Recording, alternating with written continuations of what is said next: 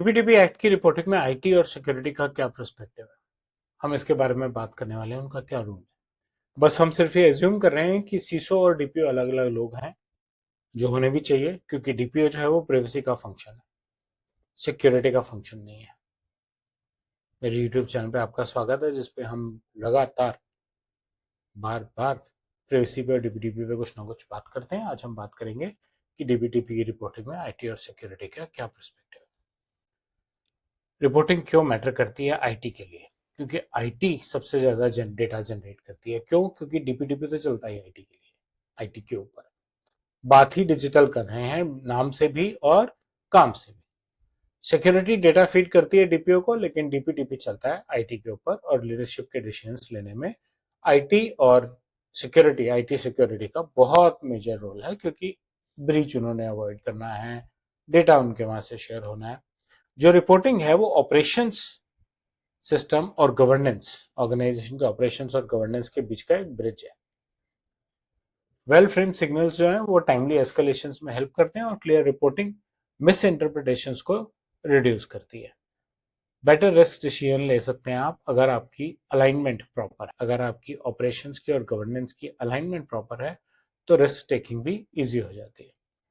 IT कैसे signals करती है, आईटी के सिग्नल्स कैसे इंटरप्रेट किए जाते हैं? सीवियरिटी रेटिंग्स को लीडरशिप मानती है कि वो बिजनेस इम्पैक्ट से लिंक्ड है, और होने भी चाहिए, और होते भी हैं। Low risk, low impact. Medium severity, medium impact. High का मतलब आप ऑटोमेटिकली खुद भी समझते हैं। टूल्स के डैशबोर्ड को एक तरह से रिस्क पोस्चर की तरह देखते हैं, रिजॉल्व अलर्ट्स को क्लोजर की तरह। इसलिए रिपोर्ट बनाने में बहुत केयरफुल होना जरूरी है। कई लोग रिजॉल्व का मतलब ये भी लेके चलते हैं कि हमने डिसाइड कर लिया है कि हम इस पे 2 महीने बाद काम करें, इसलिए अभी के लिए इसको हटा दो। ये भी लेके चलते हैं कि अलर्ट रिजॉल्व हो गया ना, लेकिन रूट कॉज रिजॉल्व नहीं हुआ। वो अलर्ट रिजॉल्व करके खुश हैं, और लीडरशिप सोच रही है कि अलर्ट क्लोज हो गया मतलब क्लोज हो गया। कंप्लायंस के स्टेटस को लीडरशिप एक अश्योरेंस की तरह लेके चलती है, ट्रांसपेरेंसी की तरह लेके चलती है। अगर रिस्क लो है तो मेट्रिसेस स्टेबल रह जाते हैं, बट साइलेंस जो है उसको कंफर्ट की तरह लेके चलती है। क्या क्या चीजें इंपॉर्टेंट हैं? टेक्निकल सीवियरिटी को इम्प्लीकेशंस में ट्रांसलेट किया जाना चाहिए।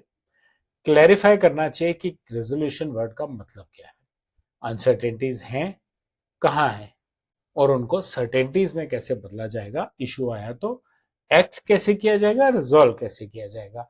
लो फ्रीक्वेंसी चीजों को भी हाईलाइट करना जरूरी है, सिर्फ हाई रिस्क हाई इम्पैक्ट की नहीं।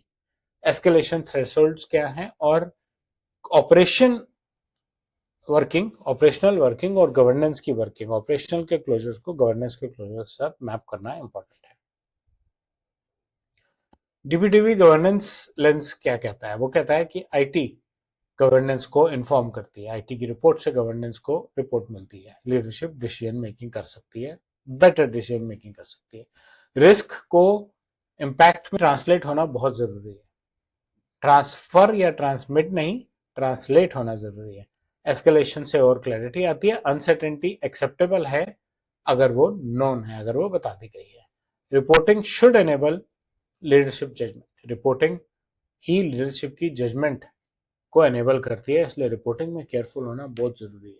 जारगन्स, कंफ्यूजिंग लैंग्वेज, डिलेड एस्केलेशंस नहीं चलेंगी, और अगर वो नहीं चलेंगी और अच्छी रिपोर्टिंग होगी, वहीं से पता लगेगा कि आपके ऑर्गेनाइजेशन डीपीटीपी को कितनी मैच्योरली हैंडल कर रही है।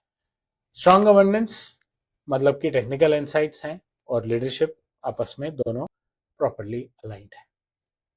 डीपीटीपी की रिपोर्टिंग में आईटी और सिक्योरिटी का रोल सिर्फ इतना ही। मुझे उम्मीद है आपको कंटेंट अच्छा लगा होगा। पहले लाइक आइकन दबाएं, मेरे चैनल से सब्सक्राइब करें, क्योंकि हम प्रिवेसी और डीपीटीपी पे रोज बात करते हैं, और अपना फीडबैक कमेंट सेक्शन में शेयर करें। धन्यवाद।